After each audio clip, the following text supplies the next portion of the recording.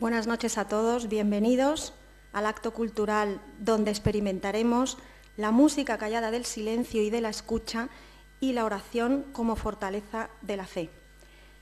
Este compromiso misionero del Congreso de Católicos y Vida Pública en el Año de la Fe es fruto de una estrecha colaboración entre el Aula de Arte, Fe y Cultura, el equipo de CEU Media, la Escolanía Benedictina de la Santa Cruz del Valle de los Caídos, bajo la dirección musical del padre Laurentino Sáenz de Buruaga, el profesor Carlos Labarta y el pianista José Manuel Martín Delgado.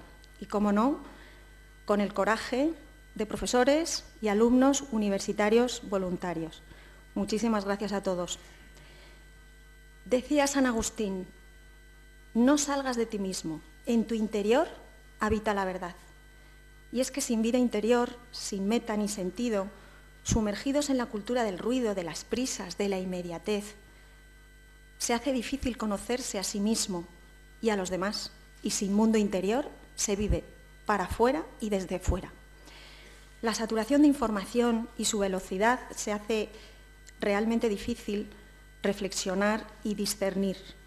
Hemos creado una cultura de la intrascendencia, de lo inmediato, del aquí y ahora, sembrando confusión, desorden y agitación.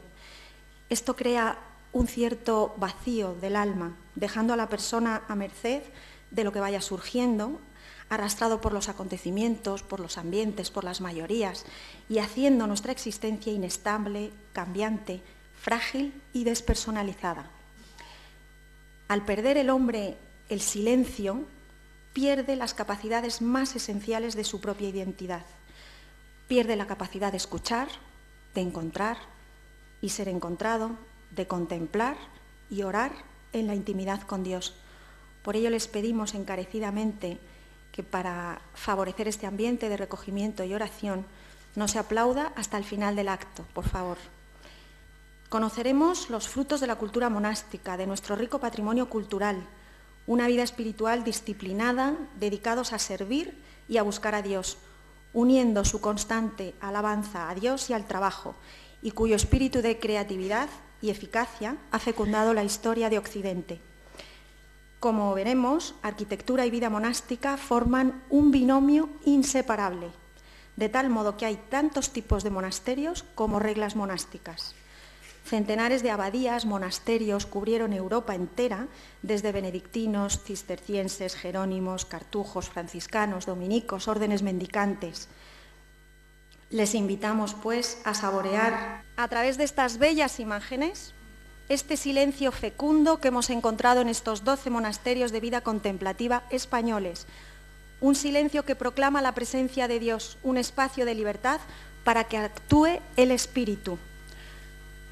Nos acompaña la Escolanía Benedictina de la Santa Cruz del Valle de los Caídos, una de las corales más prestigiosas de España, centro de vida cultural y artístico, siguiendo la tradición humanística y pedagógica de la Orden Benedictina. Les dejo con el testimonio del padre Santiago Cantera, antiguo profesor del CEU San Pablo, quien sintió la llamada de Dios a la vida monástica. Hoy es monje benedictino de la Abadía de la Santa Cruz del Valle de los Caídos. El monacato nace en Egipto, en el siglo IV, con los llamados padres del desierto. Y la figura clave en Occidente será San Benito en el siglo VI, quien con su regla establecerá el modelo de vida que triunfará en el ámbito de la latinidad. La esencia de la vida monástica es la búsqueda absoluta y contemplativa de Dios en un clima de silencio y soledad. La jornada está constituida por una alternancia de 3 elementos esenciales: oración, trabajo y lección divina. La combinación del trabajo y de la lección ha dado lugar también al cultivo del estudio, y ello convirtió a los monasterios en focos de cultura de los que nació la Europa cristiana. ¿Qué es la lección divina? Es una lectura pausada, meditada y rumiada de la Sagrada Escritura o de otros textos de probada riqueza espiritual, fundamentalmente de los santos padres. El centro es siempre la palabra de Dios transmitida en la Biblia. Esta lectura debe hacerse anhelando el encuentro personal con Dios que se manifiesta en su verbo. Hecha bajo la guía del Espíritu Santo, tal vez llegue un momento en que el monje se encuentre con una frase que le toque el alma de un modo especial. Entonces se detendrá ahí, con atención, rumiando mental o incluso vocalmente esta frase, hasta fijarse en una palabra de la que comenzará a extraer todo su néctar espiritual, pues Dios le habla a través de ella. La lectura se convierte en oración contemplativa y nutre a esta. ¿Qué relación guarda el canto gregoriano con la lección divina? Es un canto nacido en el seno de los monasterios y de las catedrales a partir de los siglos VIII y IX, y se trata ante todo de un canto litúrgico gestado en función del culto divino. Sus piezas han sido elaboradas para el santo sacrificio de la misa y el oficio divino, es decir, el rezo de las horas que jalonan la jornada del monje. Y la médula de esas piezas es la Sagrada Escritura, pues se han compuesto casi en su totalidad con textos tomados de ella. Textos que resaltan siempre el valor de cada palabra, ya que se trata de la misma palabra de Dios. Por eso cada palabra debe ser cantada de forma meditada y meditada a partir del canto, resaltando singularmente el valor del acento que da espíritu y sentido a la palabra. En esta línea se mantendrá después casi todo el canto sacro, como las piezas polifónicas que también interpretará la escolanía. En el canto gregoriano, nacido al calor de la oración contemplativa de los monjes, los anónimos maestros nunca buscaron su propia fama, sino exclusivamente la gloria de Dios, porque el monasterio, como enseña San Benito, debe ser una escuela del divino servicio y el monje nada debe anteponer al amor de Cristo.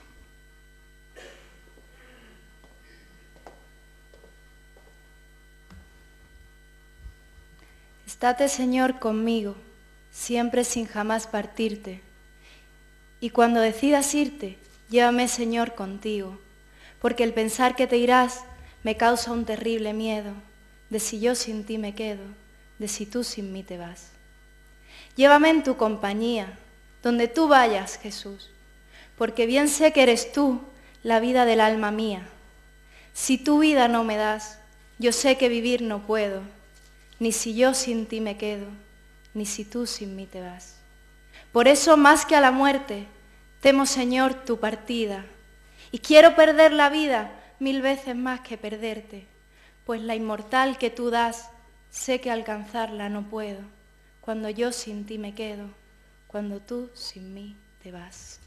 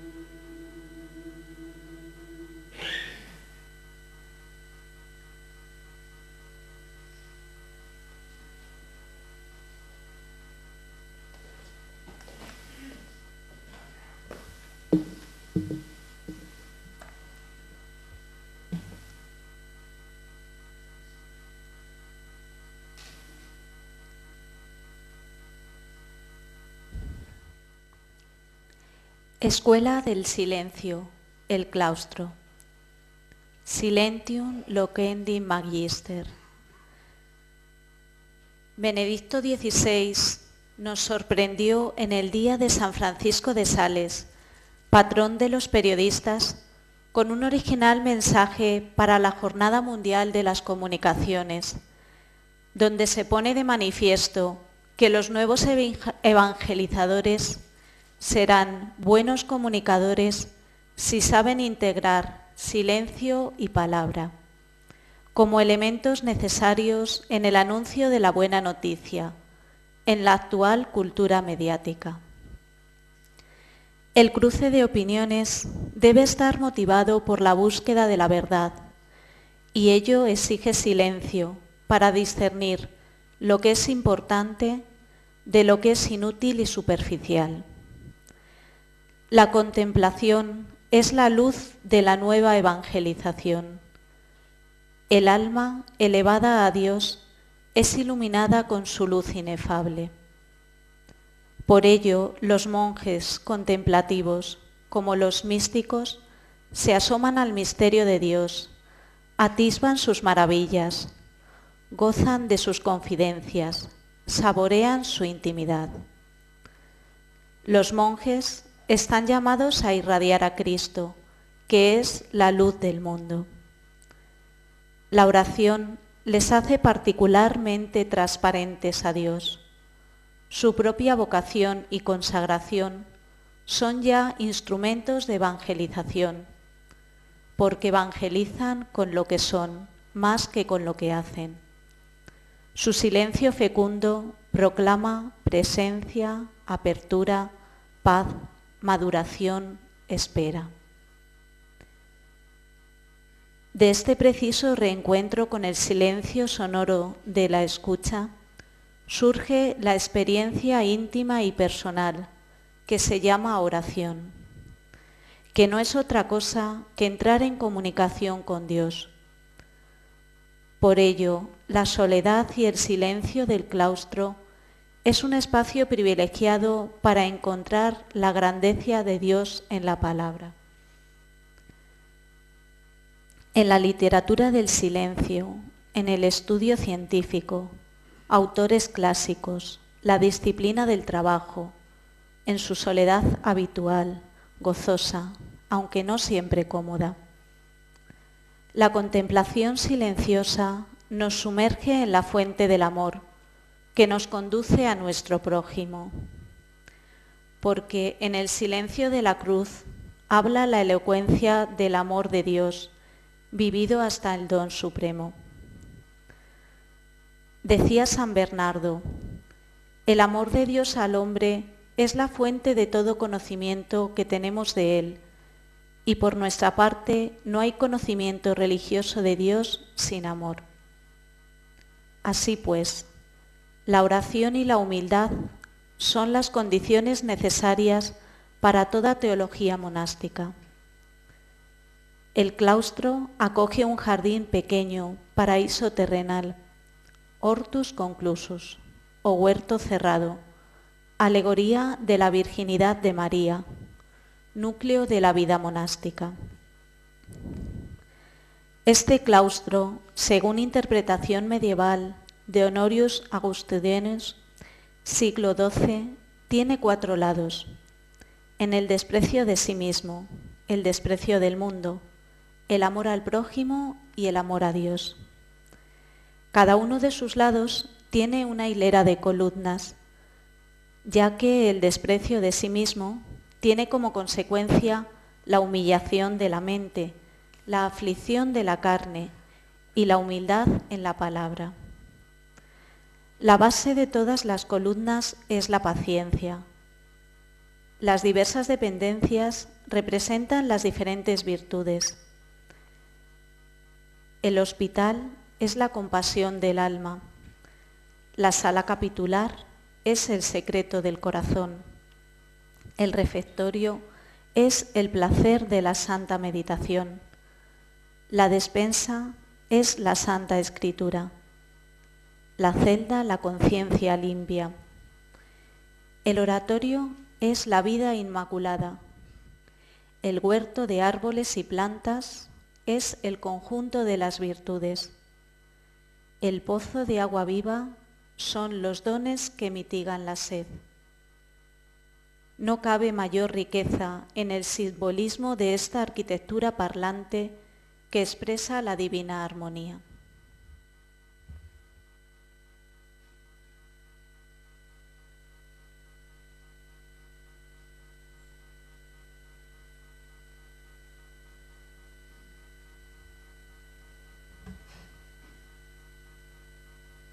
Enhiesto surtidor de sombra y sueño, que acongojas el cielo con tu lanza, chorro que a las estrellas casi alcanza, devanando a sí mismo en loco empeño, mástil de soledad, prodigio isleño, flecha de fe, saeta de esperanza. Hoy llegó a ti, riberas de la Arlanza, peregrina al azar, mi alma sin dueño. Cuando te vi señero, dulce, firme, qué ansiedades sentí de diluirme y ascender como tú, vuelto en cristales, como tú, negra torre de arduos filos, ejemplo de delirios verticales, mudo ciprés en el fervor de silos.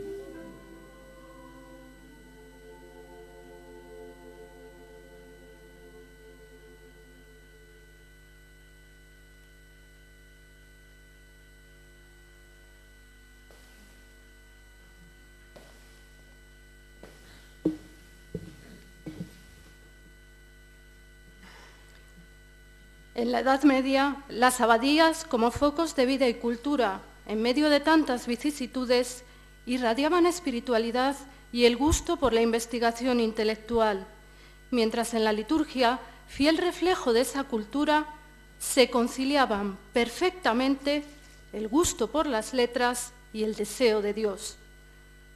De tal forma que la vida monástica de Occidente tiene, desde sus orígenes, un carácter literario, cuyas formas habían salido de la tradición clásica, pero con una única inspiración cristiana. La aportación cultural de los monjes fecundó la cultura literaria y espiritual, de forma que sirvió de vínculo entre dos periodos culturales, los padres de la Iglesia y la Edad de Oro escolástica. Transmitían los tesoros de belleza acumulados no por el placer de conservar, sino para vivir de los textos y unir en provecho de su vida religiosa el culto y la cultura. Si la gracia eleva el alma y la enriquece con capacidades divinas, la cultura la afina y la embellece, haciéndola más apta para expresar los dones de Dios. Se pueden reducir a tres las principales fuentes literarias de la cultura monástica: la Sagrada Escritura, la tradición patrística y la literatura clásica. De tal forma que es la liturgia la que unifica a las tres. Tras el Renacimiento carolingio, todo se puso en orden en Occidente: doctrina, moral, culto y observancia monástica. Para restaurar la liturgia fue necesario que los clérigos dominasen el latín, la Sagrada Escritura y los himnos de la Iglesia. Todo lo que conmovía profundamente el alma se escribía en latín. Si la gramática es el estudio de las letras, en latín se llama literatura. De este renacimiento cultural heredamos un doble tesoro: la herencia clásica y la herencia cristiana. Todo este legado de la antigüedad se orienta a su verdadero destino: el culto de Dios en la Iglesia. Los doctores y padres de la Iglesia traducen al latín cristiano medieval el mensaje de la tradición. Esa lengua nueva que los monjes habían creado para acercarse a Dios, para expresar ese deseo del cielo apegado al corazón contemplativo. Esa lengua nueva se convierte en la nota característica de la vida monástica y de las letras sagradas. Así, la lengua, la primera de las artes, sirve para formular correctamente lo que se piensa y constituye el símbolo de la cultura. Una lengua destinada a expresar una religión. Como en la regla de San Benito, la gramática es un medio de salvación. La Escritura nos enseña a buscar el reino de Dios, a desprendernos de la tierra y a levantar la mirada al cielo. Promete a los bienaventurados esos medios y bienes celestiales, vivir con el Señor y habitar siempre con Él, y concede grandes bienes a quienes la leen con esmero. Un místico sin literatura o un literario sin experiencia de Dios no podría escribir una obra espiritual. Por ello, el místico es pastor de almas. El trabajo manual, simple y silencioso, ofrece al monje participar en la obra divina de la creación. Un trabajo arduo y redentor que tiene una dimensión espiritual, un modo concreto de imitar a Cristo, que experimentó el gozo y la fatiga del trabajo. Todo ello es prueba de que cuando Dios escoge, forma y enriquece un alma privilegiada y pone su calidad humana al nivel de la gracia que le otorga.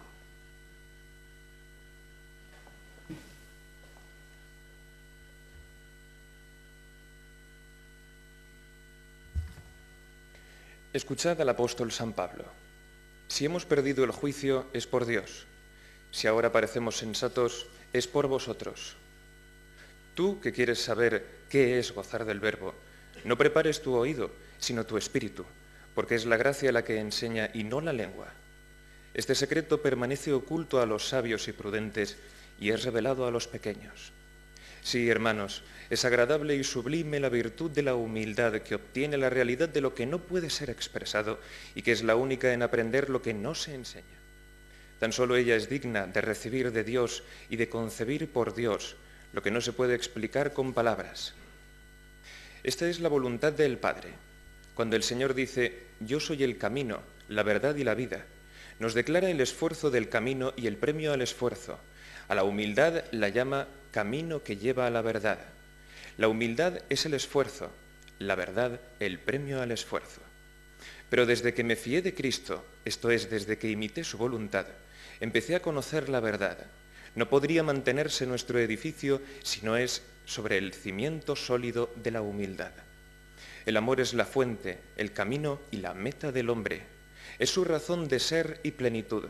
Amor afectivo, amor activo, amor que contempla y arde en deseos, amor que trabaja, amor que se entrega a los demás. Venid a mí todos los que me deseáis y saciaos de mis frutos, y también venid a mí todos los que estáis rendidos y abrumados, que yo os daré respiro. Venid, dice, ¿a dónde? A mí, la verdad. ¿Por dónde? Por la humildad. ¿Provecho? Yo os daré respiro.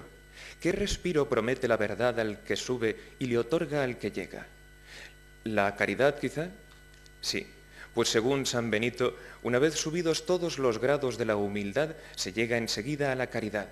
La caridad es un alimento dulce y agradable que reanima a los cansados, robustece a los débiles, alegra a los tristes y hace soportable el yugo y ligera la carga de la verdad.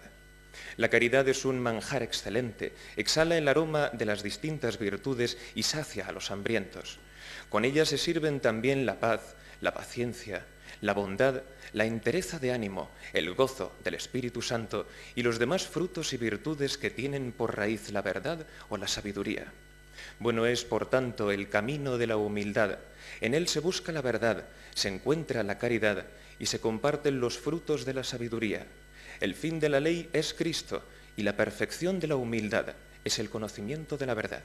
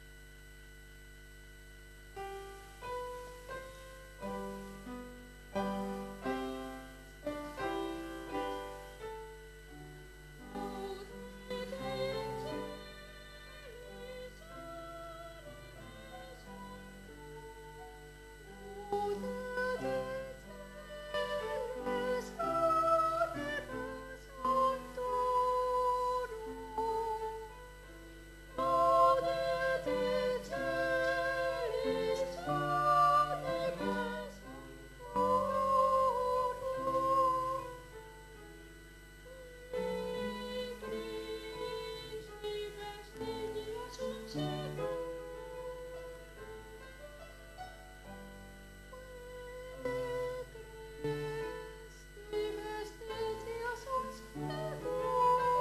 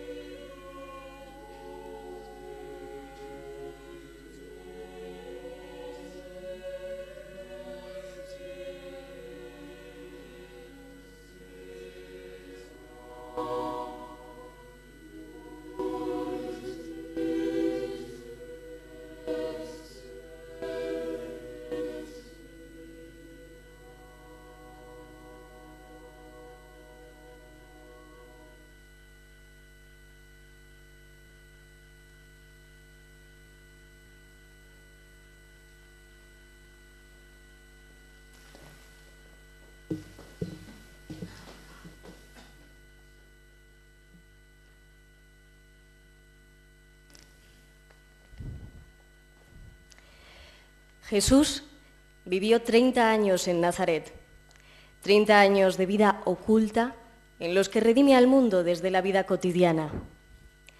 Desde el silencio interior, Dios nos enseña a escuchar y amar, a captar en el corazón todo lo digno y grande que hay en la vida humana, en sus tristezas y sufrimientos, pero también en sus alegrías y gozos. Pablo VI nos dice: Nazaret es la escuela donde empieza a entenderse la vida de Jesús. Es la escuela donde se inicia el conocimiento de su Evangelio. En la Sagrada Familia aprendemos a observar, a escuchar, a meditar, a penetrar en el sentido profundo y misterioso de esta sencilla y humilde manifestación del Hijo de Dios entre los hombres. Comprendemos la importancia que tiene el ambiente que rodeó su vida durante su estancia entre nosotros y lo necesario que es el conocimiento de esos lugares, los tiempos, costumbres, el lenguaje, las prácticas religiosas, en una palabra, de todo aquello que Jesús se sirvió para revelarse al mundo. En esta escuela comprendemos la necesidad de disciplina espiritual si queremos seguir las enseñanzas del Evangelio y ser discípulos de Cristo. Un discípulo verdadero es aquel que, como María de Betania, se sienta a escuchar y contemplar a Cristo Jesús encarnado en el silencio de María, forjado en el silencio de 30 años de Nazaret. San José es la puerta abierta al misterio de silencio de Nazaret. Es custodio del Redentor y de la virginidad de María. Su silencio fue tan elocuente como sus hechos. Nazaret es la casa del hijo del artesano. Restablece la austera pero redentora ley del trabajo humano y de su dignidad, recordando que no puede ser un fin en sí mismo inspirado por motivos económicos, sino que su dignidad para ejercerlo proviene de otros valores que lo encauzan hacia un fin más noble. Nazaret es el anticipo del Dios oculto en la Eucaristía. Nazaret es el santuario de la intimidad de Cristo con su Padre. La Sagrada Familia es la presencia más bella y profunda de la Trinidad en la tierra. Se nos ofrece así una lección de vida familiar, el significado de familia, su comunión de amor, su sencilla y austera belleza, su carácter sagrado e inviolable, lo dulce e irreemplazable de su pedagogía y lo esencial de su función social. Nazaret es un homenaje a lo ordinario y a lo cotidiano. Nazaret es el milagro del ordinario, porque la predicación cristiana no es en primer lugar una comunicación de la doctrina, sino de la existencia.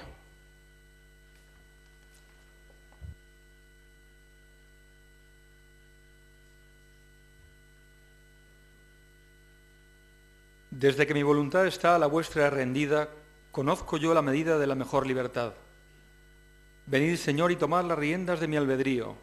De vuestra mano me fío y a vuestra mano me entrego, que es poco lo que me niego si yo soy vuestro y vos mío. A fuerza de amor humano me abrazo en amor divino. La santidad es camino que va de mí hacia mi hermano. Me di sin tender la mano para cobrar el favor, me di en salud y dolor a todos y de tal suerte que me ha encontrado la muerte sin nada más que amor.